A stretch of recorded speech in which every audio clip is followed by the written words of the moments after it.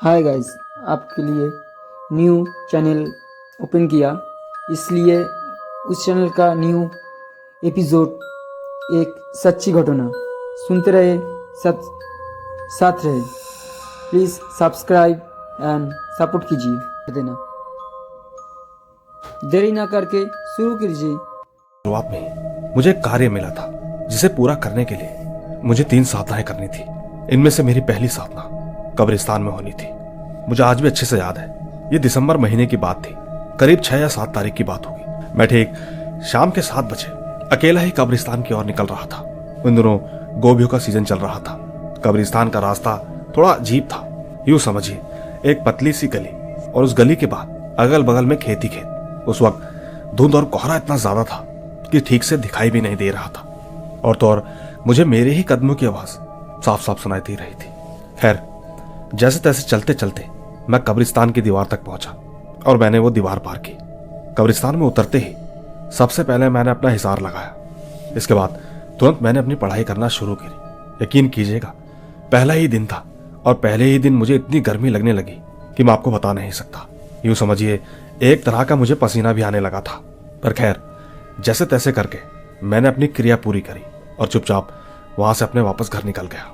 इसके ठीक अगले दिन दोबारा मैं कब्रिस्तान में पहुंचा। मैंने वहां पर अपना एक दायरा बनाया। उसे बनाने के बाद मैं जैसे ही बैठा तो मेरे अगल बगल के पेड़ हवा में से झूलने लगे कि जैसे कोई तूफान आया हो। दोस्तों, सबसे अजीब बात, हवा महसूस तो हो रही थी, लेकिन सिर्फ दायरे के बाहर। दायरे के अंदर एकदम सुनसान और शांत। मतलब यूं समझिए कि मैं बाहर की सारी आवाजें सुन सकता हूं। यकीन कीजिएगा, उस वक्त मुझे ऐसा महसूस हो रहा था कि जैसे कुछ लोग आपस में बातें कर रहे हो कि देखो ये आ गया। मतलब एक तरह की एक ऐसी परेशानी जो कि मैं क्रिएट कर रहा था उन बाहर वालों के लिए, जो भी वहां जिस भी प्रकार की शक्तियां थी उनके लिए। पर खैर, मैंने जैसे ही अपनी पढ़ाई पूरी करी उसके बाद मैंने अपना दायरा खोला। मैं एक बार फिर से चुपचाप वापस अपने घर आ गया। घर आने के बाद जब मैं आराम से सो रहा था तो उस वक्त मेरी किसी से बातें हुई। शायद वो एक चुड़ैल थी। उसका नाम बिटिया था। साइज में काफी मोटी और आंखें एकदम गोल गोल और ठीक नाक की जगह पर 2 गहरे सुराख। देखकर ऐसा लगता था जैसे कोई स्केलेटन हो, लेकिन उसके बाल एकदम घने लंबे थे। खैर, मैंने उससे पूछा कि तुम यहां क्यों आई हो। उसने मुझसे कहा कि तुम कब्रिस्तान में पढ़ाई कर रहे थे। मैं बस वहीं से तुम्हारे पीछे आई हूं। मैं जानना चाहती हूं कि तुम्हारा क्या मकसद है। मैंने उससे कहा, मेरा मकसद तुम्हें पाना नहीं है और ना ही तुम्हें गुलाम बनाना। मैं बस वहां अपनी पढ़ाई करने के लिए गया था और कल भी पढ़ाई करने ही जाऊंगा। उसने कहा, मैं यहाँ के तमाम जन्नातों की सरदारनी हूँ। यहाँ पर जितनी भी शक्तियां हैं, जो कुछ भी है, सब मेरे नीचे है। ठीक है, मैं तुम्हें वहां पे वजीफा करने की इजाजत देती हूँ और ठीक इसके अगली बार जब भी तुम मुझे याद करोगे तो मैं आ जाऊंगी। दोस्तों, इसके बाद वो चली गई और इसके नेक्स्ट डे जब मैं कब्रिस्तान में पहुंचा तो उस दिन मेरे साथ कुछ भी नहीं हुआ। मैंने आराम से अपना वजीफा मुकम्मल किया। सब कुछ एकदम सही रहा। मुझे उस वक्त कोई परेशानी नहीं हुई और इसी तरह मैंने अपनी पहली साधना मुकम्मल की। इसी के साथ अब मेरी दूसरी साधना, जो कि एक खंडरनुमा घर में करनी थी, मैंने ठीक ऐसा एक खंडर ढूंढा और उसमें जाकर अपनी दूसरी साधना शुरू की। उस दौरान मुझे किसी के पैरों के चलने की आवाज सुनाई थी। आवाज एकदम साफ, जैसे कोई मेरे आसपास चल रहा हो, जबकि उस घर में कोई भी नहीं था। एक अजीब सी खुशबू अंदर फैली हुई थी जो कि मुझे पूरी तरह महसूस हो रही थी। उसकी गंध इतनी तेज थी कि मैं आपको बता नहीं सकता। यूं समझिए, मेरा वहां बैठना मुश्किल हो गया था। इसी के चलते मैंने अपने उस्ताद को कॉल की। मैंने उनसे कहा कि मेरा यहाँ बैठना बहुत मुश्किल हो गया है, चीजें बहुत ज्यादा तंग कर रही हैं। उन्होंने मुझसे कहा कि तुम अपनी पढ़ाई शुरू करो और हाँ, तुम्हें किसी भी तरीके से डरना या वहां से भागना नहीं है। तुम उनसे कहो कि मुझे तुमसे दोस्ती करनी है।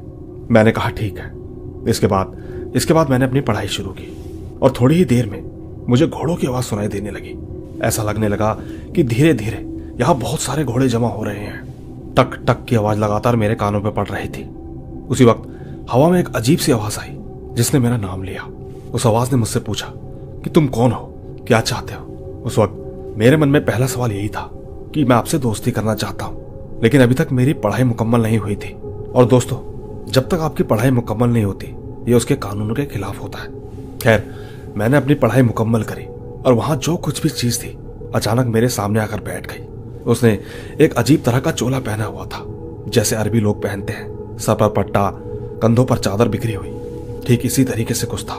मैंने उससे कहा कि मेरी पढ़ाई मुकम्मल हो चुकी है, मुझे इधर से जाने दो। उसने कहा, पढ़ाई तो आज तुम्हारा यहाँ पहला दिन है और तुम क्यों इन चक्करों में पढ़ रहे हो? तुम क्या चाहते हो? मैंने उनसे कहा कि तुम क्या चाहते हो? उन्होंने कहा कि हमें तुम्हारे उस्ताद ने भेजा है ताकि हम तुम्हारा इम्तिहान लें। मैंने उनसे कहा कि तुम मुझे यहाँ से जाने दो, मेरी जान छोड़ो। उन्होंने कहा कि हम तुम्हारी जान तो नहीं पकड़ते, मगर अगर तुम्हारी कोई ख्वाहिश और तमन्ना है तो हमें बताओ। मैंने कहा, ठीक है, तुम मुझसे दोस्ती कर लो और जिस समय मैं बुलाऊं तो वहां पर आ जाना, चाहे मेरा कोई भी काम हो तो वो जरूर कर देना। उसने कहा, ठीक है, हम तुम्हारे जायज काम कर देंगे। मैंने उससे कहा कि मैं नाजायज काम करता भी नहीं, मुझे बस 2 दिन और पढ़ाई करने दो। उसने कहा, यह सब किसके लिए? मैंने कहा, मैं वजीफा कर रहा हूं, किसी की भी मदद करने के लिए, दारू द्रू डालने के लिए। दोस्तों, इसके बाद उसने बताया कि हम तुम्हारे दादा और परदादा के पास थे, परदादा के बाद हम तुम्हारे वालिद साहब के पास आए थे, हम तुम्हारी नस्ल में हैं, तुम हमें अपने पास रखा करो, अपने साथ ले जाया करो। मैंने उनसे कहा कि मैंने आपको कहा तो है कि जब भी मैं आपको याद करूंगा तो आप आ जाया कीजिए, इस तरह मैं कुछ भी नहीं कर सकता, ये सब मेरी मर्जी के खिलाफ है। सामने से मुझे जवाब मिला, तुम काफी समझदार लगते हो। दोस्तों, मेरी बस इतनी ही बात हुई थी कि तभी एक हवा का झोंका आया और ऐसा लगा मानो सब कुछ खत्म हो गया। पूरे कमरे में एकदम शांति हो गई। इसके अगले दिन मैं दोबारा वहां पर पहुंचा। मैंने चिराग जलाया और अपनी पूजा शुरू की। लगातार 2 दिनों तक मुझे वही खुशबू आती रही। इस तरह मैंने अपनी दूसरी साधना वहां पर पूरी करी।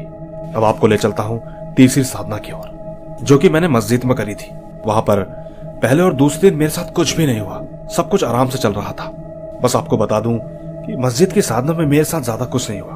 बस घर आने के बाद मुझे एक अजीब सा सपना आया था, जिसके बारे में मैं आपसे शेयर नहीं कर सकता।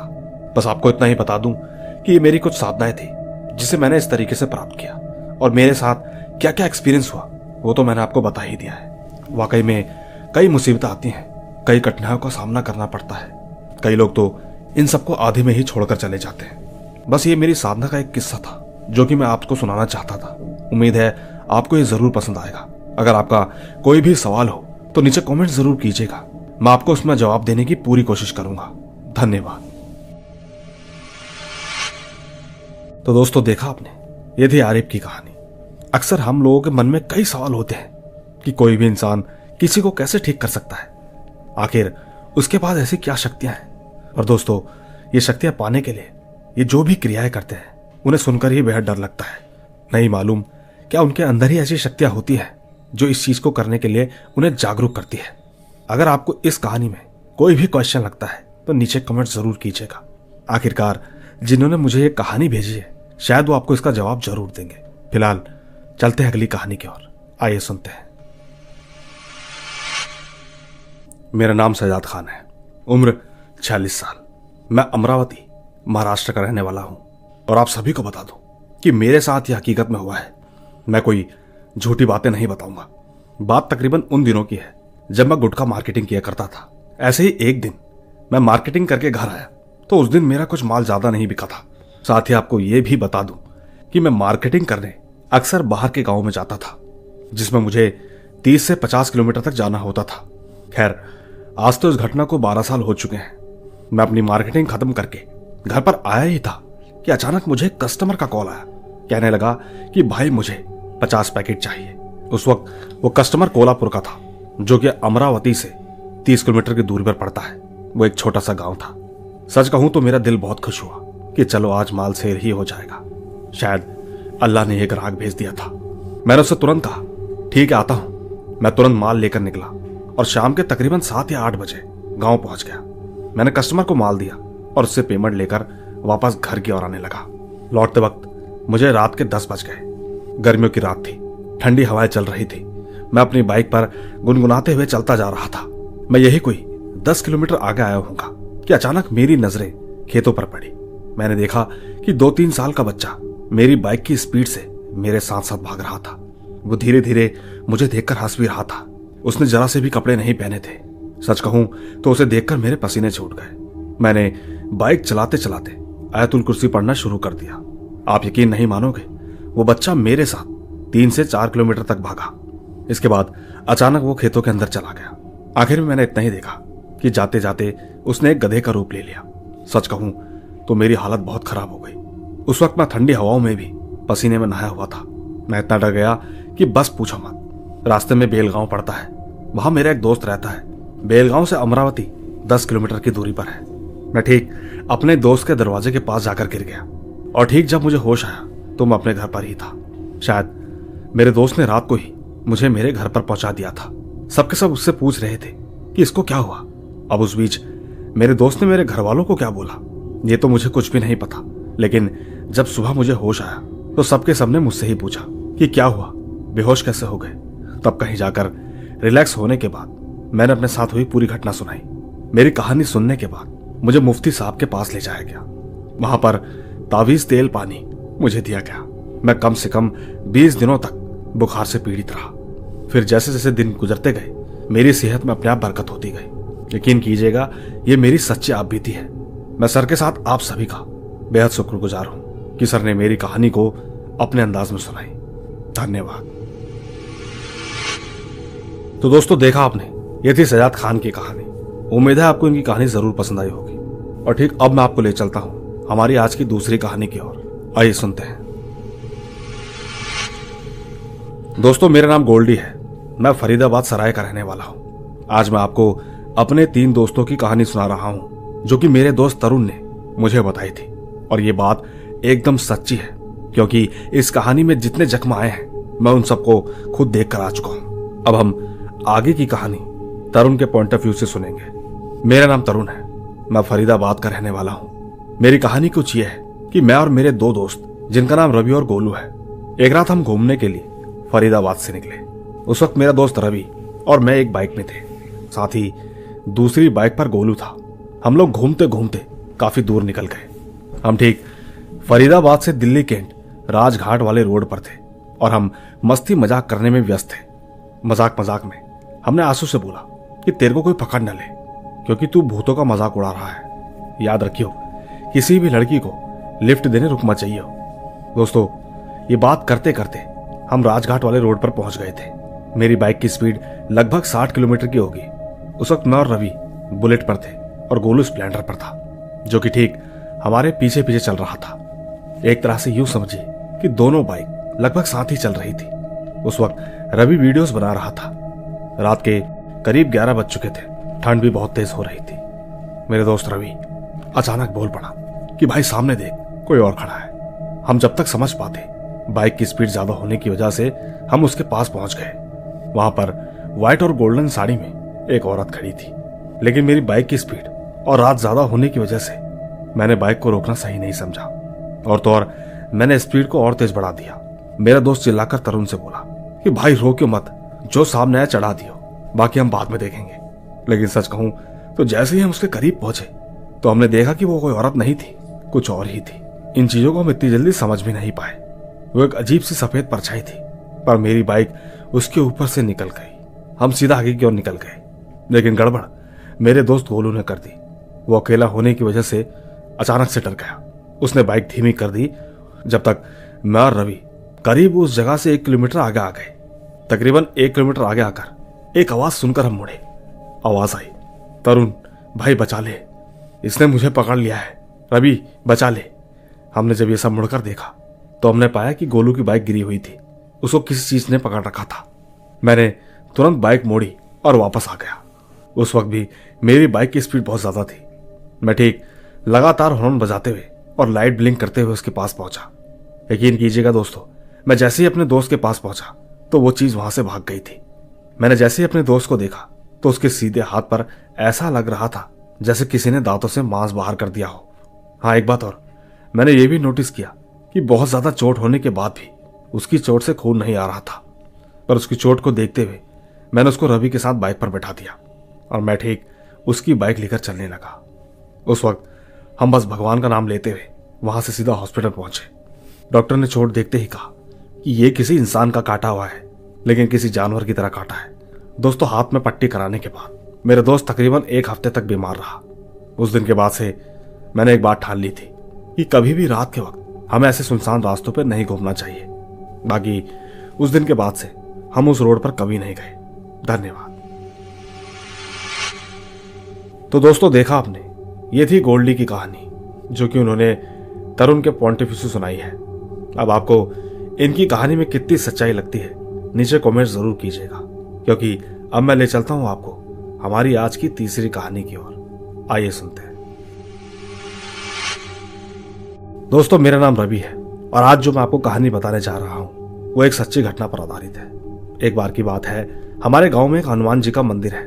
उस मंदिर के पास भागवत हो रही थी। आज भागवत का तीसरा दिन था। तो ठीक मेरे दो दोस्त जो कि मेरे साथ में थे, जहां भागवत हो रही थी उसके पीछे अमरूद का एक बड़ा सा बाग था। हम तीनों ने सोचा कि चलो हम अमरूद खाकर आते हैं। उस वक्त 11:30 बज रहे थे। मेरे एक दोस्त के पास बैग भी था। मेरा दोस्त लवकुश अमरूद के पेड़ पर चढ़ गया।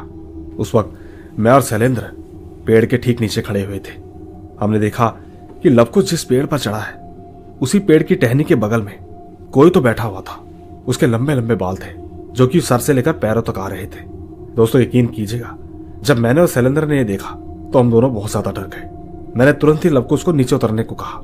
हम दोनों उससे कहने लगे कि भाई तू नीचे आ जा, हमें अमरूद नहीं खाने। लेकिन लवकुश थोड़ा जिद्दी था। उसने कहा नहीं भाई, अब तो मैं तोड़कर ही नहीं जाऊंगा। सच कहूं तो हम बहुत डरे हुए थे। उसी वक्त अचानक उसी पेड़ से किसी के नीचे गिरने की आवाज आई। वो आवाज सुनने के बाद लवकुश भी थोड़ा सा घबरा गया था। डर के मारे वो पेड़ से नीचे नहीं उतरा, लेकिन कुछ ही मिनट में अचानक से वो भी नीचे गिर गया। मैंने और शैलेंद्र ने जल्दी से उसे उठाया। हम ठीक उसको उठाकर जहां पर भागवत हो रही थी वहां पर पहुंचे। लवकुश बहुत जिद्दी किस्म का इंसान था। उसने हमसे फिर से कहा कि भाई एक बार और चलते हैं, वहां पर सच में कुछ नहीं था। उसकी बातें सुनने के बाद मैं बहुत घबरा गया। मैंने हिम्मत करके उससे कहा कि चल ठीक है। हम तीनों धीरे धीरे दोबारा जा रहे थे, लेकिन अचानक ही लवकुश और शैलेंद्र अचानक से दौड़ने लग गए। मैं पीछे पीछे अकेला ही बचा था। मैं रास्ते में एकदम से रुक गया। ऐसा लगने लगा कि जैसे मुझे कोई चारों तरफ से देख रहा है। न जाने क्यों, पर मैं एकदम से जमीन पर बैठ गया। मैंने अपने हाथ अपने सर पर रख दिए। एक अजीब सा डर लग रहा था। आप लोग यकीन नहीं करोगे, मैं तकरीबन 1 घंटे तक बैठा रहा। इसके बाद अचानक से मेरे सर के ऊपर किसी ने हाथ रखा। ऐसा होते ही मैं बहुत ज्यादा डर गया।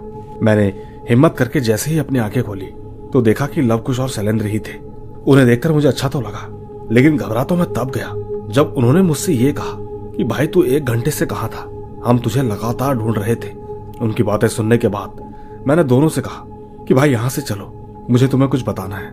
इसके बाद एक बार 2 बार हम लोग वापस वहीं पहुंच गए जहां भागवत हो रही थी। वहां पहुंचकर मैंने उनसे कहा कि भाई तुम मुझे 1 घंटे से ढूंढ रहे हो, पर मैं 1 घंटे किसके साथ में था। दोस्तों, नहीं मालूम, उस दिन से मैं वहां पर कभी नहीं जाता हूं। लेकिन पता नहीं वहां ऐसा क्या था। शायद मेरा कोई सपना या मेरा वहम था, मैं आज तक नहीं पता कर पाया। हमेशा बस ऐसा ही लगता है कि वो 1 घंटा न जाने में किसके वश में था। बाकी दोस्तों, आपको ये कहानी कैसी लगी नीचे कमेंट जरूर कीजिएगा। धन्यवाद। तो दोस्तों, देखा आपने, ये थी रवि की कहानी। गांव के इलाकों में कब किसके साथ क्या हो जाए कोई नहीं जानता। अगर आपको इनकी कहानी के बारे में कुछ भी पता हो तो नीचे कमेंट जरूर कीजिएगा, क्योंकि मैं ले चलता हूं आपको 2 छोटे किस्से की ओर। इसके बाद मैं आपको एक ऐसी कहानी सुनाऊंगा जिसे सुनने के बाद आप उसे बेहद पसंद करेंगे। तो फिलहाल सुनते हैं 2 छोटे से किस्से। जय श्री राम महेश भाई। मैं सूरज बरेली उत्तर प्रदेश का रहने वाला हूँ। मेरा गांव रसूला चौधरी है। एक बार की बात है, मेरी माँ गेहूं काट रही थी। शाम को मैं लेट घर पहुंचा और वापसी में माँ को मैं साइकिल से लेने जा रहा था। मैं ठीक रास्ते में गौशाला तक पहुंचा कि तभी मुझे मेरे छोटे भाई की आवाज आई।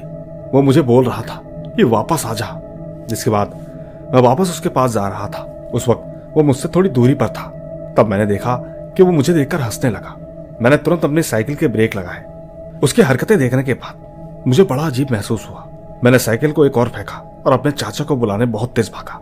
मेरे चाचा पास में ही गेहूं काट रहे थे, पर न जाने क्यों वहां पहुंचने के बाद मेरी आवाज नहीं निकल रही थी। मैंने हाथों से इशारा करके उन्हें अपने पास बुलाया। इसके बाद मैं चाचा को अपने साथ लेकर भाई के पास ले गया। घर पहुंचकर मेरे भाई ने बताया कि उसे अचानक रास्ते में एक अजीब सा इंसान दिखा, जिसके शरीर से खून और कीड़े भी निकल रहे थे। कुछ ही पल बाद जब मैं बेहोश हो गया तो मैंने अपने हाथों में घाव पाया। दोस्तों, मेरे भाई की बात सुनने के बाद मैंने उसके हाथों में पट्टी बंधवाई। इतना करने के बाद मैंने उसे आराम से बिस्तर पर लेटा दिया और मैं माँ को लेने खेत में पहुंच गया। मैंने वहां पहुंचने के बाद माँ को ये सारी बातें बताई। वैसे अब मेरा भाई बिल्कुल सही है। गांव के लोग बताते हैं कि उस रास्ते में एक शैतान रहता है। हालांकि दोस्तों वो शैतान मुझे तो नहीं दिखा, लेकिन जो कुछ भी मेरे छोटे भाई के साथ हुआ, क्यों हुआ, इसके बारे में अगर आप कुछ जानते हो तो नीचे कमेंट जरूर कीजिएगा। दोस्तों इसी के साथ मैं आपको ले चलता हूं दूसरे किस्से की ओर। दोस्तों मेरा नाम शिवांश मंडल है, मैं बिहार का रहने वाला हूं। मैं आपकी कहानियां हमेशा रात को सोते वक्त सुनता हूं, लेकिन एक छोटा सा किस्सा मैं आप सभी को बताना चाहता हूं। मेरी कहानी ऐसी है कि एक दिन मुझे मेरे दोस्त का फोन आया जिसका नाम शिवांश है। उसने मुझसे कहा कि चल क्रिकेट खेलने चलते हैं। मैंने उससे कहा कि ठीक है, आ रहा हूं। माँ कहने लगी कि आज मत जा, लेकिन मैंने माँ की बात नहीं सुनी। मैं ठीक ग्राउंड पर पहुंचा और खेलते खेलते जब मेरी फील्डिंग की बारी आई तो मैं चुपचाप फील्डिंग करने लगा। उस वक्त मेरे बगल में बड़े बड़े से पेड़ थे। उस दिन न जाने ऐसा क्या था, जब जब मेरी तरफ बॉल आती तो न जाने क्यों बॉल बार बार मेरे हाथ से छूट जाती। मैं बार बार पेड़ों की तरफ देखने लगा। पता नहीं मुझे अजीब सा डर लगने लगा। उसी बीच अचानक मेरे पास फिर से बॉल आई। वो बॉल सीधा मेरी नाक पर लगी। अचानक मेरी नाक से काफी खून बहने लगा। इसके बाद मैं सीधा हॉस्पिटल में अपने घर वालों से मिला।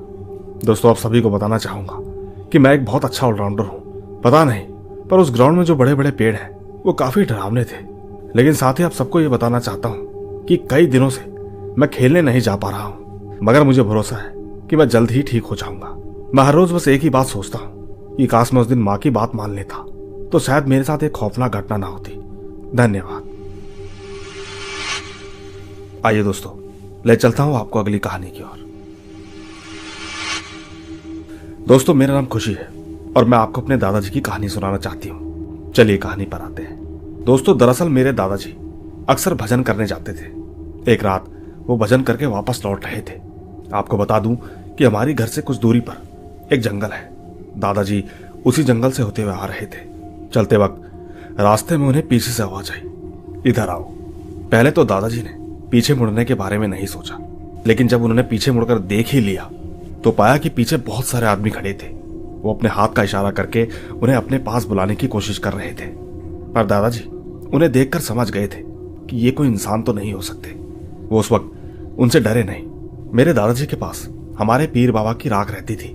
उन्होंने उस राख से अपने चारों ओर एक घेरा बनाया और हाथ जोड़कर खड़े हो गए। वो मन ही मन पीर बाबा का नाम लेने लगे। उसी वक्त अचानक वहां पर कोई रोशनी प्रकट हुई। दादाजी ने उस रोशनी में देखा कि सफेद घोड़े पर कोई बैठकर उनकी ओर आ रहा था। और तो और जब उन्होंने अपनी छड़ी घुमाई तो वहां जितने सारे लोग थे वो सब धीरे धीरे गायब हो गए। वो बाबा दादाजी के पास आए और उनसे कहने लगे कि मेरे लिए बीड़ी लेकर आओ। दादाजी जैसे ही अपने बैग में बीड़ी ढूंढ रहे थे और ठीक बीड़ी निकालने के बाद वो जैसे ही पलटे तो उन्होंने पाया कि वहां पर कोई भी नहीं था। दादाजी ने तुरंत ही बाबा जहां खड़े थे उस जमीन पर हाथ रखकर उनका धन्यवाद किया और चुपचाप घर आ गए। मानती हूं ये कहानी थोड़ी आपको अजीब लगेगी, लेकिन दोस्तों कुछ शक्ति ऐसी होती है जो किसी भी तरीके से आपकी मदद कर दे। आप दूसरों को यकीन दिलाने के लिए बस कहानी सुना सकते हैं। इसी तरह एक किस्सा मेरी और मेरी बहन के साथ हुआ था। बात उन दिनों की है जब मैं 15 और मेरी दीदी 18 साल की थी। एक रात की बात थी। हमारा पूरा परिवार सो रहा था। तभी रात को 3 बजे मेरी दीदी की नींद खुली। दरअसल उन्हें वॉशरूम जाना था। दीदी ने तुरंत मुझे उठाया और कहने लगी कि हट, मुझे वॉशरूम जाना है। दीदी के साथ मैं भी उठ गई। हमने माँ को बताया और हम दोनों बाहर आ गए। दोस्तों हमारा घर का वॉशरूम हमारे घर के बाहर ही था। मैं भागकर जल्दी से वॉशरूम करके आ गई और वॉशरूम के बाहर ही बैठ गई। तब तक दीदी अंदर ही थी और ठीक जब दीदी बाहर आई तो उन्होंने मुझसे कहा कि देख वो ऊपर क्या है। मैंने जैसे ही ऊपर की ओर देखा तो मैं तो देखती ही रह गई। वहां पर हमने एक परछाई को देखा जिसकी सफेद आंखें थी। यकीन कीजिएगा मैं और मेरी दीदी उसे देखकर बहुत डर गए। हमने तुरंत ही एक दूसरे का हाथ पकड़ा और भागकर सीधा रूम पर पहुंच गए। दीदी इतनी घबराई हुई थी कि उन्होंने तुरंत ही माँ को उठाकर सब कुछ बता दिया, लेकिन माता पिता ने हमारा विश्वास नहीं किया। पर एक बात थी, कम से कम उन्होंने ये तो कहा कि अच्छा हमें भी दिखाओ। बाहर आकर जब उन्होंने ऊपर की ओर देखा तो वहां पर कोई भी नहीं था। पर दोस्तों समझ में नहीं आया कि जिस चीज को हमने साफ साफ देखा वो इतनी जल्दी कहाँ गायब हो गई। पिताजी ने हमसे कहा कि वो कोई बंदर होगा, चलो अंदर जाकर चुपचाप सो जाओ। लेकिन दोस्तों हमें यकीन नहीं था कोई इंसान जैसी दिखने वाली चीज अचानक से गायब कैसे हो सकती है। हालांकि ये मेरा और मेरी दीदी का छोटा सा किस्सा है, लेकिन आप सभी से निवेदन है कि प्लीज कमेंट करके जरूर बताइएगा कि ये सब क्या था। बाकी मैं सर को थैंक यू कहना चाहती हूँ कि उन्होंने मेरी इस कहानी को आप सभी तक पहुंचाया। धन्यवाद। कई बार इंसान को वहम भी हो जाता है। ये खासकर तब होता है जब इंसान नींद में होता है। ऐसे ही एक बार मेरे साथ भी हुआ था। मैंने सुबह 4 बजे जब अपने रूम का दरवाजा खोला तो रूम के बगल में हमने एक पेड़ लगा रखा है। उस वक्त नींद में मुझे एकदम से ऐसा लगा जैसे कोई इंसान खड़ा हो। मतलब यूं समझिए, कई बार ऐसा वहम होता है जो दिखने में पूरी इंसान की आकृति होती है, मगर कुछ ही पलों में सब कुछ साफ हो जाता है। हाँ, पर डर बहुत लगता है। ठीक इसी तरह इससे पहले वाली कहानी में मैंने हाथ